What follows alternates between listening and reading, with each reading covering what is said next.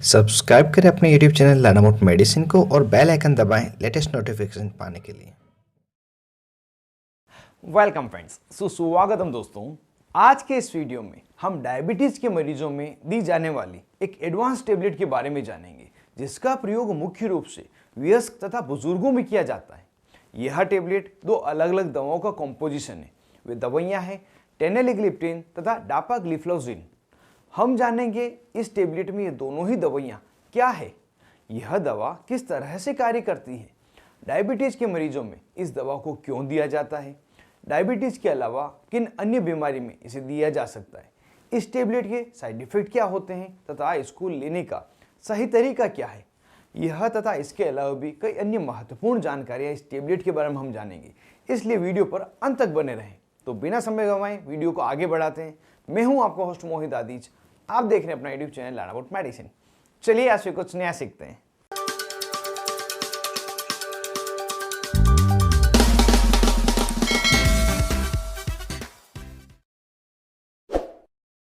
Hello friends, नमस्ते दोस्तों।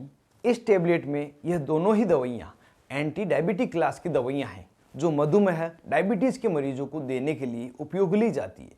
यह दोनों दवाइयाँ हमारे शरीर में ब्लड शुगर को नियंत्रित रखने का कार्य करती हैं।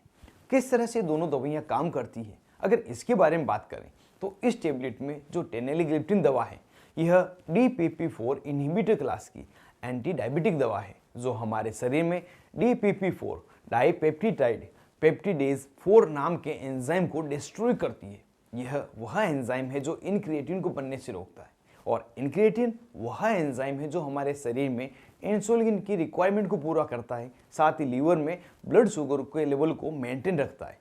जब यह DPP4 एंजाइम इनक्रिएटिन को बनने से नहीं रोक पाएगा तो प्रॉपर अमाउंट में इंसुलिन बनेगा, इंसुलिन का सेक्रेशन होगा और ब्लड शुगर कंट्रोल रहेगी।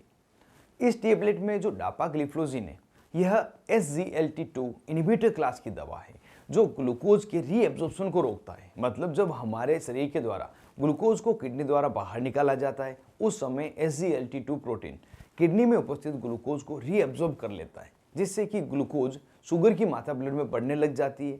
और जब डापाग्लिफ्लोजिन दवा मरीज को दी जाती है तो SGLT2 कार्य नहीं कर पाता और ग्लूकोज का रीएब्जॉर्प्शन नहीं होता, जिससे कि किडनी के द्वारा बाहर निकाला गया ग्लूकोज यूरिन की सहायता से एक्सक्रीट कर दिया जाता है, और इस तरह से यह दवा ब्लड ग्लूकोज के लेवल को नियंत्रित रखने में मदद करती है।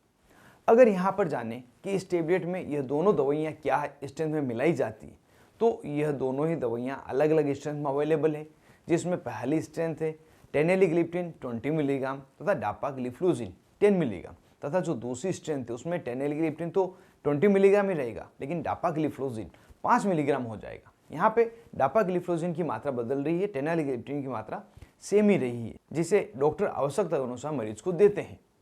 अब इस टेबलेट को क्या नाम से मेडिकल स्टोर पर खरीद सकते हैं, इसको भी हम यहाँ पे जान लेते हैं। कुछ पॉपुलर ब्रांड नेम जैसे कि Zita D tablet, Tenalip D tablet, Dapa Forte T tablet, dapagliflozin tablet आदि।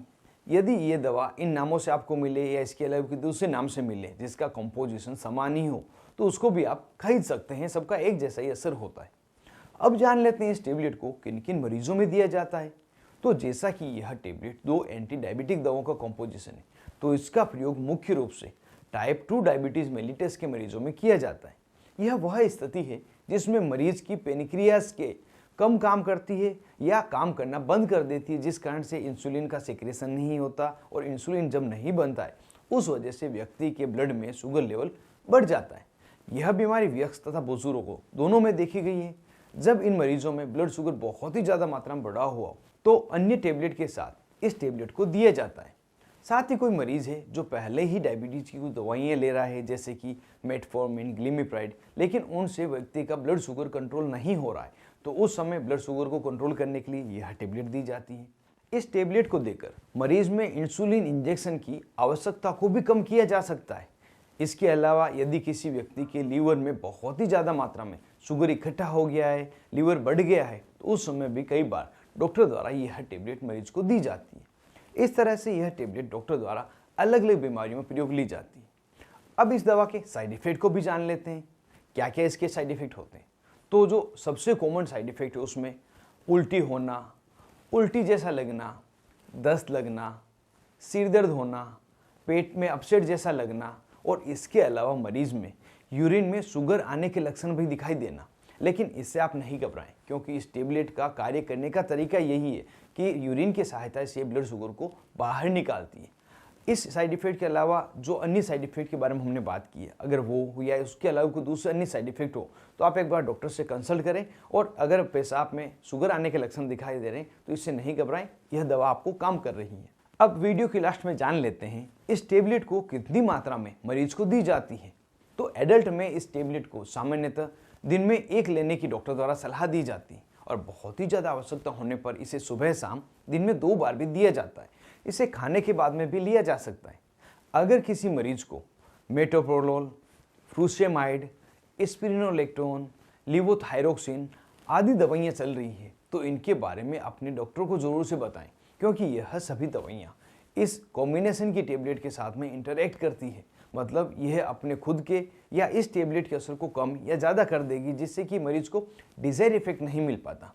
और इसके अलावा भी अगर किसी अन्य प्रकार की दवाइयाँ आपको चल रही है, मरीज को किसी प्रकार की बीमारी है, तो उसके बारे में भी डॉक्टर को ज़रूर से बताएं, जिससे कि आवश्यकता के अनुसार आपको यह दवा दी जा सके। इस टेबलेट को सामान्यतः जब ब्लड शुगर हाई होता है उसी समय दिया जाता है और ब्लड शुगर नियंत्रित होने के बाद में इसे बंद कर दिया जाता है। और जो पहले दवाइयाँ चल रही थी उन्हें रेगुलर कर दिया जाता है। और यदि ब्लड शुगर कंट्रोल नहीं होता है तो इस टेबलेट को अन्य दवाइयों के साथ में लंबे समय तक लिया जाता है। तो इस तरह से जैसा आपको डॉक्टर ने इस दवा लेने के लिए एडवाइस किया है उतने समय के लिए तथा उतने दिनों तक लें, जिससे कि आपका ब्लड शुगर पूरी तरह से कंट्रोल रहे। और इसी के साथ हमने पूरी जानकारी टेनेलिग्लिप्टिन तथा डापाग्लिफ्लोजिन कॉम्बिनेशन की टेबलेट के बारे में जान ली है। उम्मीद करता हूँ पूरी जानकारी आपको इस टेबलेट के बारे में मिली होगी। आज के इस वीडियो में बस इतना ही। मिलते हैं किसी नए वीडियो में नई दवा नए टॉपिक के साथ में। तब तक के लिए स्वस्थ रहें और मस्त रहें।